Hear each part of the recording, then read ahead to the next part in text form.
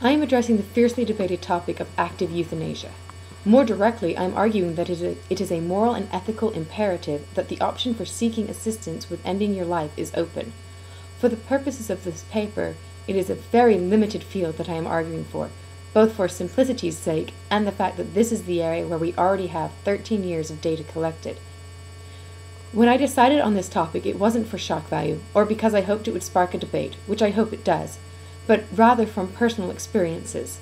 No, I've never wanted to end my life past any normal teenage angst and tantrums.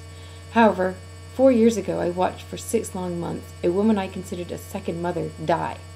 It was her 3rd time fighting breast cancer, and for those last 6 months she was already dead. At her most lucid, she would try and smile and put up with the unbearable pain, only to cry when she couldn't remember where her husband was or her granddaughter's name.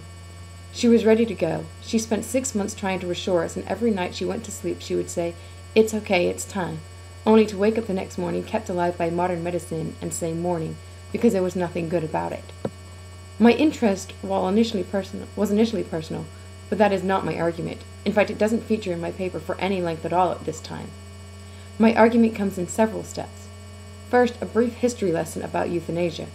It comes from the Greek words meaning good, easy, or happy death. Historically, executioners were bribed or tipped to make executions merciful and painless.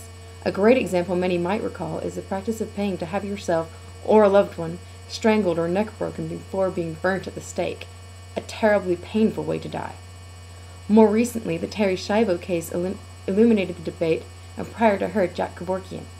In fact, Kevorkian's case led to the original Death with Dignity Act that is currently on the books in Oregon, and then the similar law in Washington. More locally, the Final Exit group has been active in Kennesaw in the last few years, although their program is not a physician-based action and not in line with what I am arguing for. The basic outline for what I am arguing for is simply what already exists in Oregon and Washington: a fatal disease with a prognosis of 6 or less months, a physician and a second outside physician agreeing upon the prognosis. The patient is considered a legal adult able to make these decisions with full cognition of the situation, and 2 separate requests from the patient at least 2 weeks apart written, and no external pressure is seen to be put upon the patient. Currently, the legalities of the suicide are often misunderstood. Since I was a child, I've heard that suicide is illegal, when in fact there is no law in the books saying suicide is illegal, although you can be admitted to a facility and put on suicide watch to assess your mental state.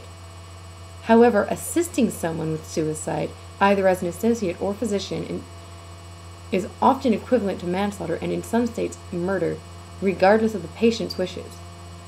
Here I plan to call upon the Jeffersonian ideas of rights, an insight given to me by Mallory, providing, if you have the right to live, you inherently have the right to die, and arguing therefore that it is immoral to deprive someone who has made that choice in clear mind of that right. Perhaps my largest section is the pros and cons of legalizing Death with Dignity acts. The most often argued con is from a religious point of view, that all life is sacred and therefore legalizing euthanasia is against the mandates of God. Another often put forth argument is the slippery slope scenario. The fear of death panels and state-mandated death versus state-sanctioned often arises from this. While arguing against these, it is important to inquire whose religion and what is its role in government, especially our government, which often touts itself as separation of church and state. Also, against the slippery slope, I respond by saying just because you can doesn't mean you have to. For example, women can elect to have augmentations, but there is no way that the government can force her to do so.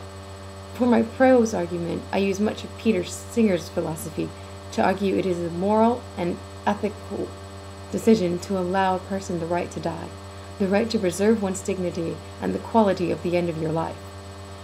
I also provide the counter-arguments from my own prose side. This is the ethical decision according to who? When can the suffering be significant enough to end one's life, and how can you measure it? When does dignity outweigh life, and why not simply remove heroic efforts and allow death to come naturally? To this final question, I refer to the argument of torture over mercy killing. Often simply removing care can lead to a painful, long, and seemingly endless suffering, occasionally taking up to weeks for a patient to pass. Simply put, torture. In this case, withholding treatment is clearly unethical, whereas providing a patient with the option to take a pill that will essentially let them drift away into death that's already coming is a mercy. Even when the patient is like Terry Schiavo and in a vegetative state, what if she had had some awareness? Is it fair to starve her for weeks and give her parents weeks of fighting for control while watching her pass? Or is it more merciful for the family and the patient, providing there had been awareness, once the decision to pull the plug had been made, to let her pass without the angst and drama that surrounded her death in the end? Clearly, I think so, and I'm willing to argue it with you and hear anything you have to say in response, be it positive or negative, or even simply inquisitive.